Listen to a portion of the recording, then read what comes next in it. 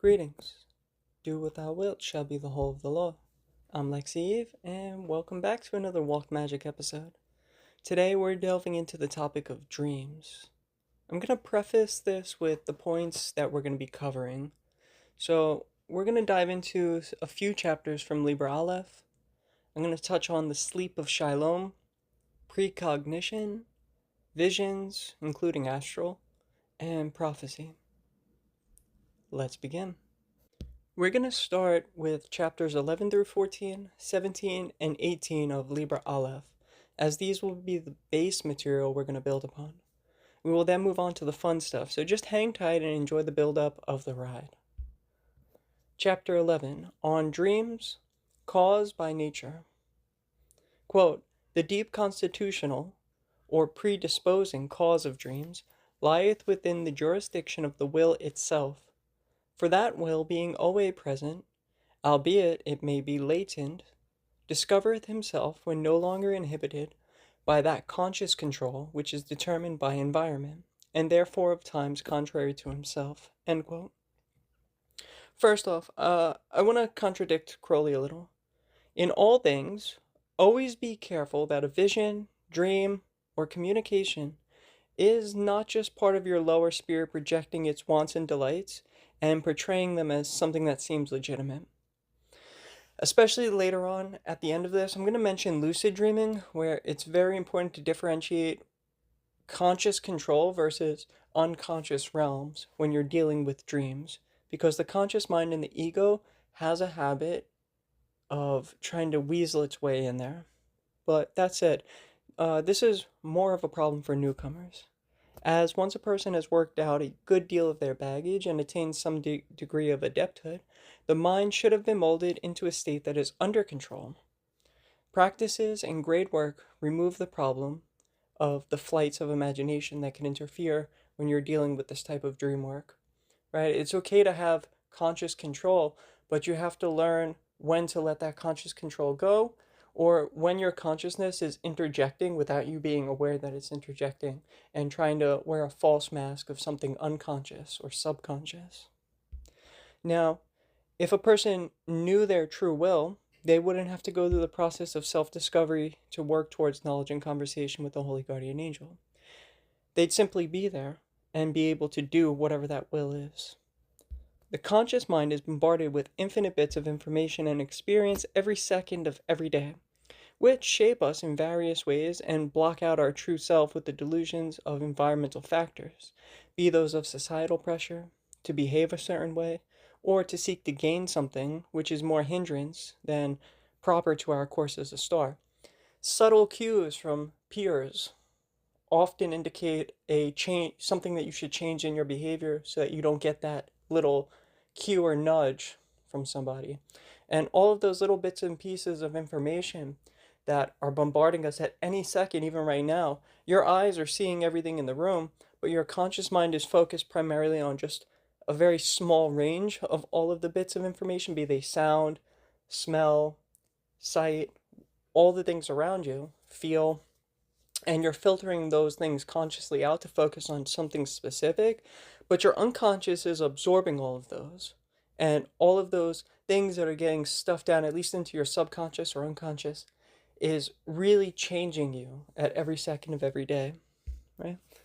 So, anyway, regarding true will, therefore, in the unconscious is a constant calling of our true will, which, when suppressed, must come out by inklings of intuition, which we end up having during our waking hours, and more directly through dreams and the symbolisms projected therein. Quote, this being so, the will declareth himself, as it were a pageant, and showeth himself thus apparelled unto the sleeper, for a warning or admonition. Every dream or pageant of fancy is therefore a shew of will, and will being no more prevented by environment or by consciousness, cometh as a conqueror. End quote. Most dangers are brought about by not positioning ourselves to where we should be, or by crashing into other stars that are attempting to swerve off their own course. Therefore, the dreams which warn of some danger indicate usually one or the other, right? Either that you're not doing the right thing, you should be doing something else, or that a star is kind of going to be crashing into you. Quote, "Yet even so, he must come for the most part throned upon the chariot of the exciting cause of the dream, and therefore is his appearance symbolic," talking about will, your true will, "like a writing in cipher, or like a fable, or like a riddle in pictures. But always does he triumph and fulfill himself therein, for the dream is a natural compensation in the inner world for any failure of achievement in the outer." End quote. Essentially, the symbolic nature of dreams should be learned to be interpreted as manifestations of the innermost part of yourself yearning to fulfill its own function. These symbols are metaphors or allegory and require deep meditation to understand at first. As it says in that last quote, the true will projecting itself as dream imagery, symbolism, is sometimes a riddle that you really need to think hard about, and you need to crack that nut. But the more one learns about themselves through various practices and exertion of will in the wake world, the easier it becomes to interpret dreams as such manifestations of the will. Just like taking a literature course, reading a dense novel and dissecting various themes and symbols in said story. That could be difficult, like I did Virginia Woolf, and her writing is very difficult, right? But with a little bit of practice, some perhaps being in a group where other people are discussing the same topic, things like that, practice gets you better, right? So it's a learning progress. So the more you work at this, the easier it becomes to know what your will is, to be able to interpret that will. I'll mention that many people keep dream journals, and I think this is good, but just to write them down and leave them there is not enough. Go back to them and look for threads or common themes in many dreams, and thereby you can usually make a connection to your true will as something not being done yet internally that is calling out for you to perform. Chapter 12, De Somnis, Dreams Clothed with Horror.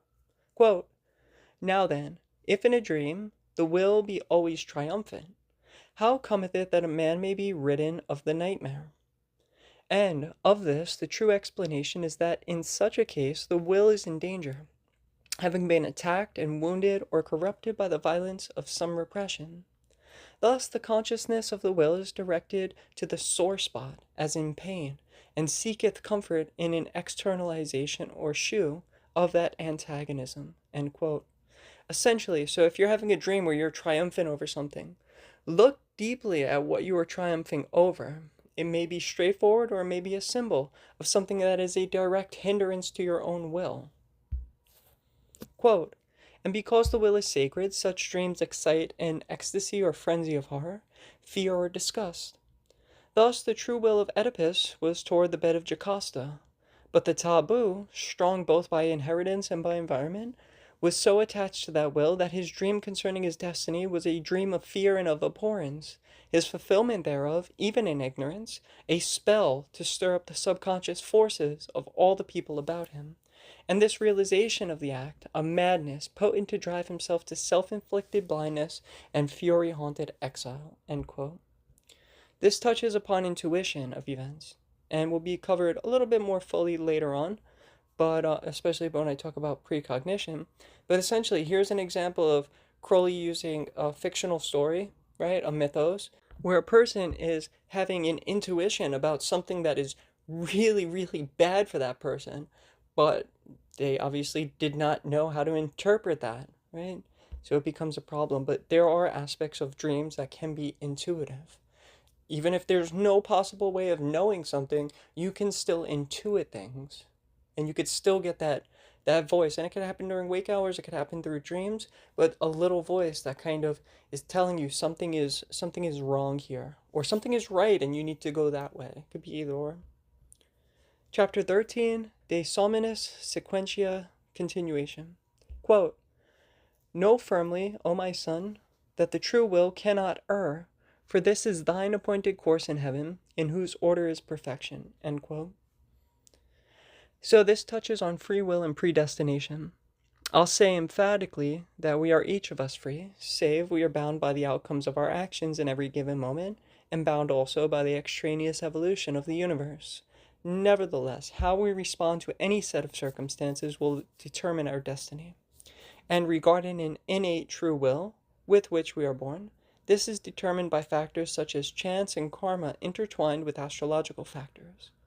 Essentially, extraneous forces working upon us and shaping our nature and experience.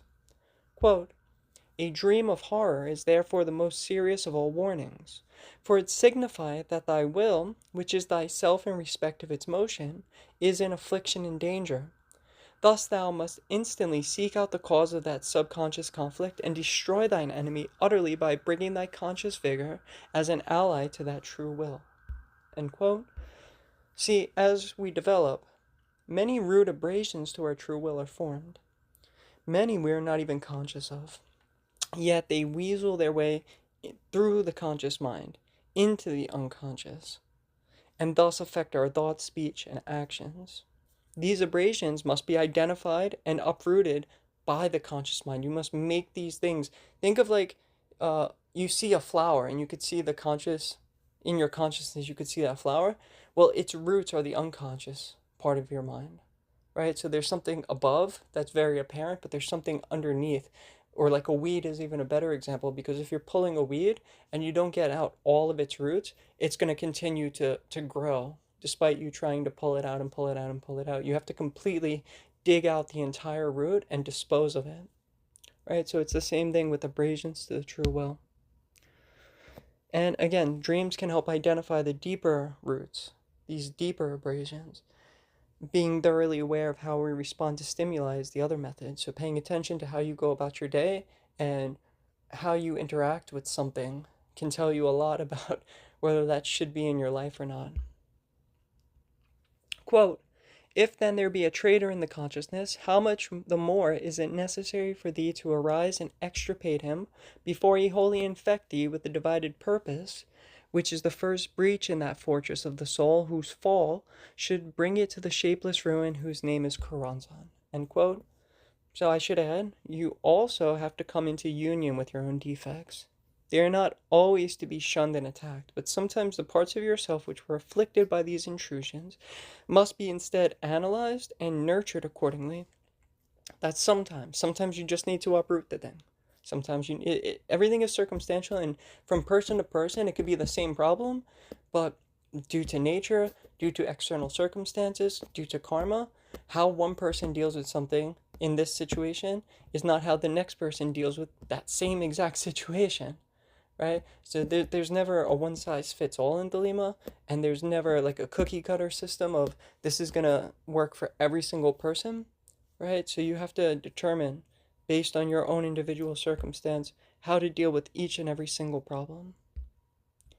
Chapter 14, De Somnis Clavicula, the Key of Dreams. Quote, the dream delightful is then a pageant of the fulfillment of the true will, and the nightmare a symbolic battle between it and its assailant in thyself. But there can only be one true will, even as there can only be one proper motion in any body, no matter of how many forces that motion be the resultant. Seek therefore this will, and conjoin with it thy conscious self. For this is that which is written, thou hast no right but to do thy will. Do that, and no other shall say nay. Thou seest, O my son, that all conscious opposition to thy will, whether in ignorance or by obstinacy, or through fear of others, may in the end endanger even thy true self, and bring thy star into disaster. And this is the true key of dreams. See that thou be diligent in its use, and unlock therewith the secret chambers of thine heart. End quote. So, if you have a deep understanding of the magician's tables, you can learn to identify symbols in dreams based on the energetic correspondences. For example, say you are mauled by a lion in a dream. Lions correspond with Saul, the true will. Well, you might interpret the dream as you being afraid of doing your true will. And that part of yourself is rebelling, and there's some type of fear there. Then look at the setting it occurred in, and every other detail in the dream, which will yield insight into the nature of that will and possibly the environment in which you are to perform it. And again, with any dreams, basically what that whole entire thing is saying is take these bits of your unconscious self, bring them to the light, analyze them to the best of your ability, and then use your conscious mind to act it out in your wake world. Chapter 17, De Clavicula Somniorum. on the key of dreams, quote, "And now concerning meditation, let me disclose unto thee more fully the mystery of the key of dreams and fantasies. Learn first that as the thought of the mind standeth before the soul, and hindereth its manifestation in consciousness, so also the gross physical will is the creator of dreams of common men." End quote. So, like I said at the beginning, let the person just starting this path be very careful of delusions or for taking everything as some grandiose manifestation. The mind can be tricky, and things need fine tuning before the mind could be relied on fully.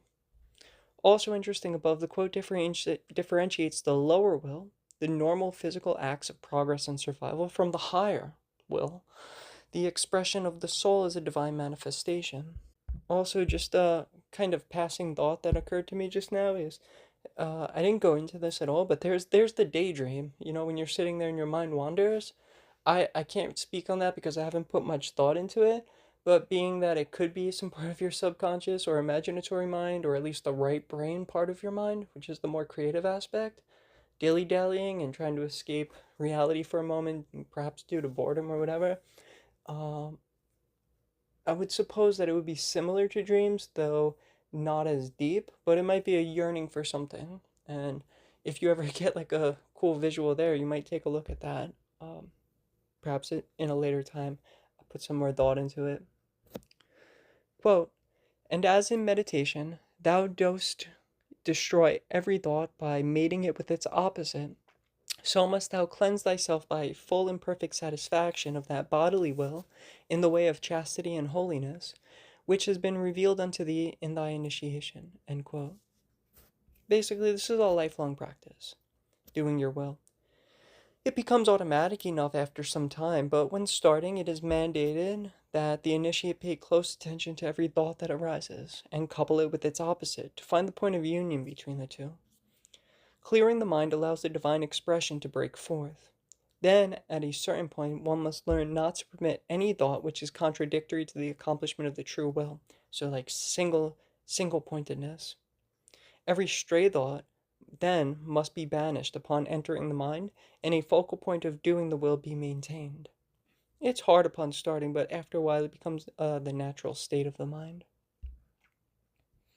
Quote, "This inner silence of the body being attained, it may be that the true will may speak in true dreams. For it is written that he giveth unto his beloved in sleep. Prepare thyself therefore in this way, as a good knight should do." End quote. So the more work you do, the clearer your dreams are going to be, because you already have your true will in your conscious mind at a certain point. So once you have that, you've kind of refined yourself. You've removed at that point so many barriers and all of the baggage. And so you just have that clearer, that's the one star in sight. You have a clearer vision of that thing and you're able to kind of move towards it. And finally, from Liber Aleph, before moving on, chapter 18, Di Somno Lucido, on the sleep of light. Quote, "Now know this also, that at the end of that secret way lieth a garden wherein is a rest house prepared for thee." End quote. I would argue this is Bina, above the abyss, Eden, Jerusalem in Freemasonry. Quote, "For to him whose physical needs of whatever kind are not truly satisfied, cometh a lunar or physical sleep, appointed to refresh and recreate by cleansing and repose. But on him that is bodily pure, the Lord bestoweth a solar or lucid sleep, wherein move images of pure light fashioned by the true will. And this is called by the Kabbalists the sleep of Shalom. And of this doth the Porphyry make mention, and Cicero, with many other wise men of old time." End quote. So if you're not already past the point of adepthood, you're going to get dreams that are kind of indicating to push you towards your true will. If you're past the point where you're already on the path of doing your true will, you're going to get a more profound lucid sleep. And this could come in several different capacities, right? And I'll talk about the sleep of Shalom momentarily, but I'm going to go kind of semi off script because I think with the sleep of Shalom, there are two different types. There is one method which is valid, and it's the public text that Crowley put out, Eroto-Comatose Lucidity. And anybody that you should only do that text by dire need, right? Because you've gotten to that point and you need to do that practice. It's not one simple experimentation, as I'll talk about a little bit more after we just finish this chapter. And then there's another type of sleep, which is really profound and where a death not death actually occurs, which is a more complete, in my opinion, version of this text. And that's a sort of version that is not reserved. It's reserved for special cases, almost like it needs to happen on that person's path, and they didn't really have a choice. They didn't choose necessarily to do it. It kind of, they were propelled into it, right? Um, both are dangerous, and I'm going to go over Eroto-Comatose Lucidity in a moment. Let's finish this chapter. Quote, compare, O my son, with this doctrine, that which was taught thee in the sanctuary of the Gnosis concerning the death of the righteous, and learn, moreover, that these are but particular cases of a universal formula. End quote.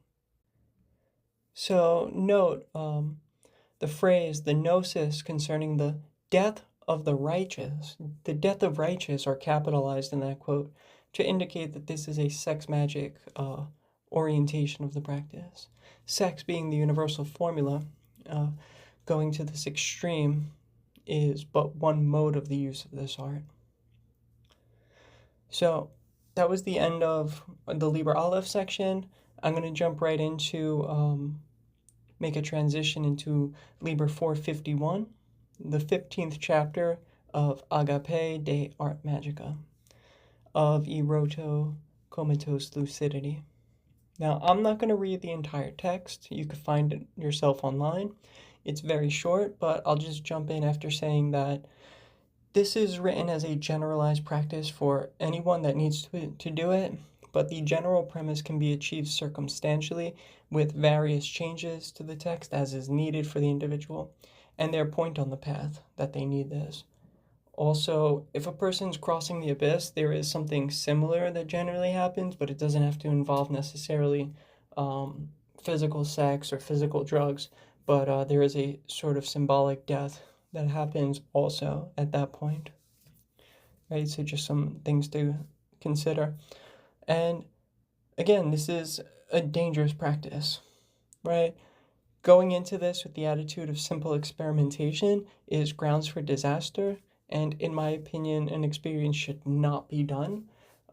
This particular text calls for drug usage, where you have to know a lot about your tolerance on stuff, because especially in today's world where most drugs you cannot buy at any pharmacy like you could back in the day, and a lot of things are cut to make wider profit margins for the black market because of the illegality of it. People want to make more money since they're risking their freedom to provide various substances. So there's a lot of things to consider about all of that. Also, STDs is another thing to consider, so you need to be very careful, right? The premise. The word Shalom, the sleep of Shalom, means sent. Shalom refers to the body of water where Jesus was baptized. So the sleep of Shalom may be interpreted as the sleep which allows one to commune with God and sends them forth as a Christ-like figure, or rather fully illuminated. So it's like you're going into the other world, you're receiving this vision of gnosis, and you're coming back fully enlightened in some capacity. Eroto-Comatose Lucidity is, in my opinion, the more generic version of what I spoke about above. Still dangerous, but with precautions anyone can practice if need be. And I emphasize, this is only done by need. This is not done because you want to experiment with drugs or sex. It's not the point of this. Don't do this, right? The magician, so basically, the magician will have sex partners, at least one, and will be using any and all mind-altering substances available to them. The usage can be prolonged way before the sex part of this operation is implemented. This can be days, weeks, months, depending on the need of the person, their tolerance, what barriers in their mind need to be broken down by whatever substance, right? And I'm not encouraging drug use, just reiterating what this text says. So here is the only quote from the text. Quote, finally, the candidate will into a sleep of utter exhaustion resembling coma, and it is now that delicacy and skill must be exquisite. The attendants will watch with assiduity for signs of waking, and the moment these occur, all stimulation must cease instantly, and the candidate will be allowed to fall again into sleep.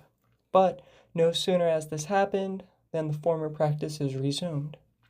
This alteration is to continue indefinitely until the candidate is in a state which is neither sleep nor waking, and in which his spirit, set free by perfect exhaustion of the body, and yet prevented from entering the city of sleep, communes with the Most High and the Most Holy Lord God of its being, maker of heaven and earth, end quote. Of its being. So this is the God internal. This is that Ein Sof, that spark of divinity, whatever you want to call it, that inner divine portion, right? We all come from the same substance, and that same substance is deep within us. So this is a method of getting in touch with that by breaking down all conscious ties to reality. So, if one has success in this practice, great. If not, the text claims that it can be there terminated or prolonged until success occurs. I would recommend starting over the following day and following through daily until success occurs, which, again, prolonged usage, drug use is dangerous, and not recommending that, but for a person that was doing this, I mean, that's how I interpret the text. There's a lot more I would love to say about this matter. I'm just kind of worried about someone stupidly misunderstanding everything and accidentally hurting themselves, for which I don't want to be blamed for the unpreparedness of someone doing something dangerous as if I encouraged it, because I'm not. I'm telling you, don't do this text. The only person that's going to do this text is somebody that needs to do this text, and just don't do it.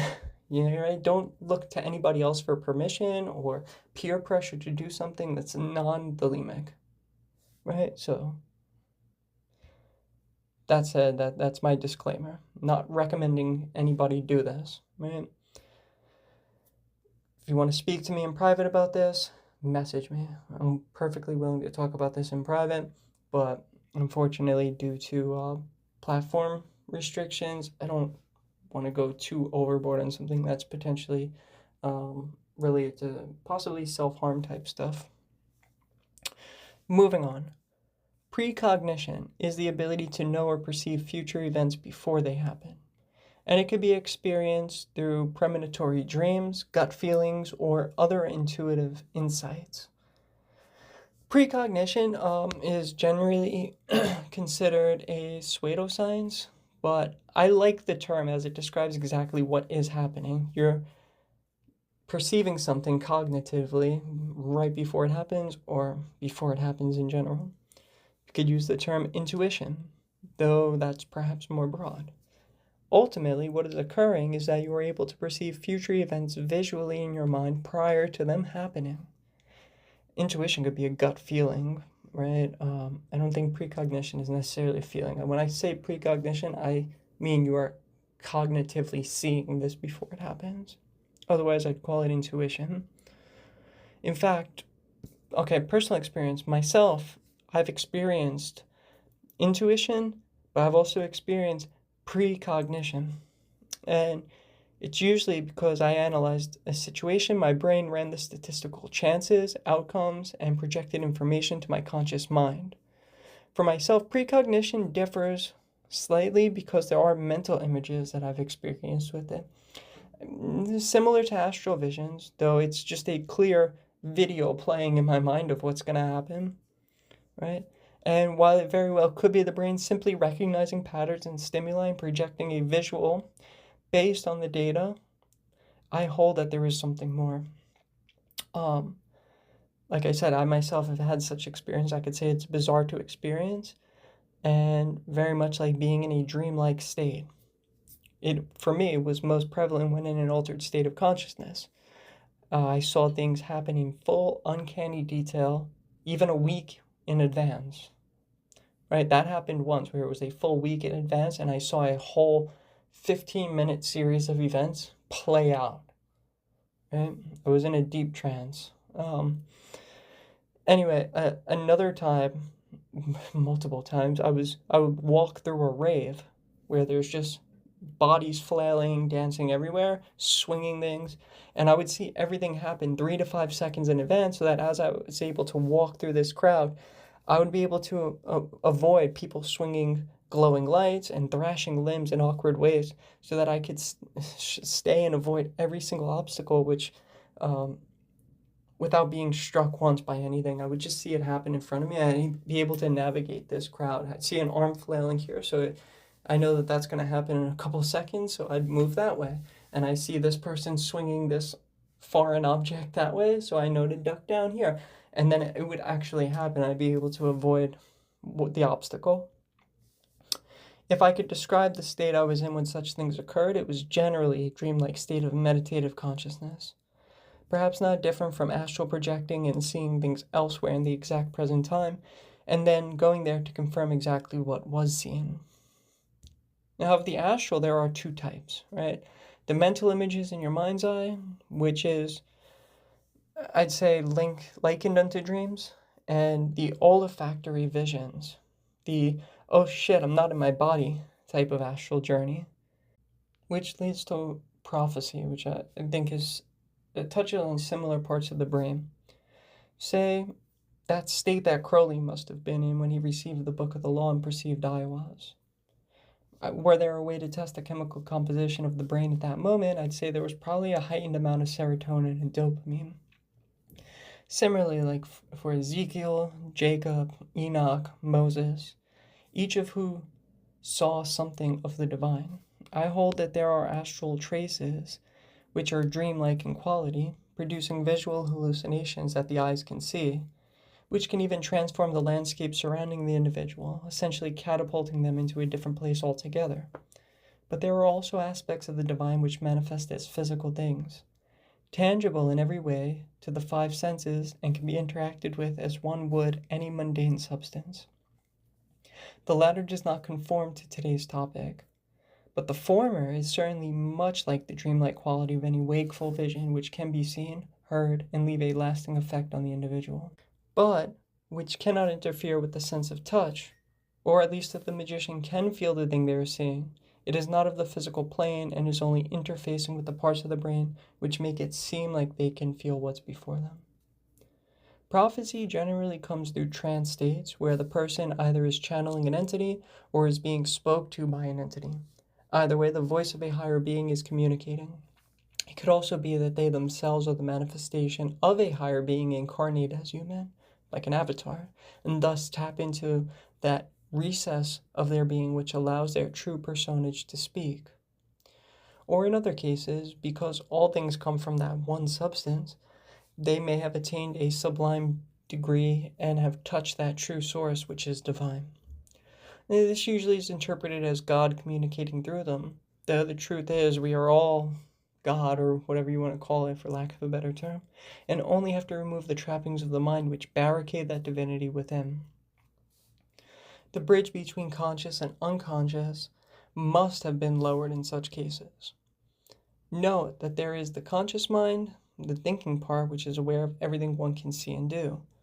In my opinion, the subconscious, which acts as the director of the conscious mind in ways that are too tedious for the conscious mind to be aware of at all times, such as breathing, or if you're looking at one thing, yes, you could see everything peripherally, but you're only going to focus on that one thing, and those other bits of sight information are kind of being filtered away by the subconscious. And you can choose to be aware of some things subconsciously by shifting the conscious mind onto it through focus.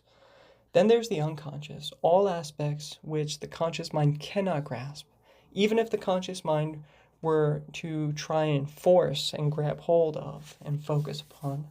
Because they're unconscious things, you would never be able to see them consciously. The latter comes out through dreams. And the divine part of a person I would certainly classify as unconscious, as it is not tangible and cannot be perceived by something physical such as the brain matter. Here we're almost done. I just want to mention dreams which have a communication directly. I hold that spirits or angels can most certainly communicate directly through dreams. They speak to the unconscious mind through symbolism, and thus in the dream environment, Where the conscious mind is not in control, such entities have an easier time speaking to individuals. There's also lucid dreaming, where one can train the conscious mind to be fully aware in a dream. And while this has the benefit of heightened awareness of dreams, in my opinion, it runs the risk of the conscious mind dictating what occurs. And one then has to further sift through the dream and determine in fine detail what imagery came from which part of the mind. If you're interested in lucid dreaming, one technique, now Carlos Castaneda, I'm not going to give an opinion, good, bad. Have your own opinion on him. I've read all of his books. Read them yourself if you want to have an opinion. It's fine either way, but there is one thing that he wrote in one of his last books before he passed away, where he was talking about lucid dreaming, and I generally just like this one concept, regardless of the other literature that he put out, just this one part of this one book, was that in dreams, try to focus on looking at your hands. And I think it could work for anything else. You could, focus on one thing in the dream, and if you could move that thing, so with the hands, you could move them. And so it kind of creates the illusion of being awake and in conscious control of the body. And so if you could start to do that in dreams and you could exercise that part of your mind, you could start to be more aware and awake inside of your dreams. So I think like that one concept as far as lucid dreaming goes is pretty interesting. Very last two things, right? My teacher, William, received a series of rituals from his holy guardian angel through a series of dreams back in the 1980s. Such is an example of the true will being dictated directly through a dream. I also just watched the movie Phantasm for the first time, and my fiance had pulled up an article, and I had learned from him that the franchise Phantasm, especially the first movie, was based on a nightmare that the director had as a child, or he might have been the writer/director. So this child had a nightmare and ended up making this film franchise. But I bring that up because I want to impress upon you the notion of a dream so powerful it directly influences the course of your adult life. That's what the true will is. It's the direction of your life. So to have a dream that is so impactful that it actually steers you in a certain direction, I find very, very interesting. I myself, unfortunately or fortunately, I have my strong suits. Like I love the Kabbalah. Not everybody's so logical and analytical as to use Kabbalah in that way. And, there's unconscious aspects of the Kabbalah. There's a lot of intuitive aspects of the Kabbalah. There's a lot of creative stuff in the Kabbalah. But it requires a lot of dense study to be able to get to those parts. So that's not for everybody. Dreaming, when something does present itself, I like it, but I don't go out of my way to keep the dream diary or to do those things that would train me better in them, just because at this point in my life, I'm not a dreamer per se, right? I've had my share of impactful dreams, but if you are a dreamer, you might end up having a deeper lunar or Neptunian or Pisces type of connection that I don't necessarily have. I have it in some capacities, like I have Mercury, Venus, and Jupiter all in the 12th house, right? They're in Cancer. Well, Jupiter's in Leo, but the other two, Mercury and Venus, are in Cancer in the 12th house.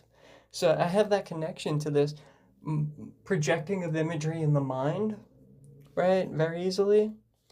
But when I'm sleeping and dreaming, I find my true will through other methods.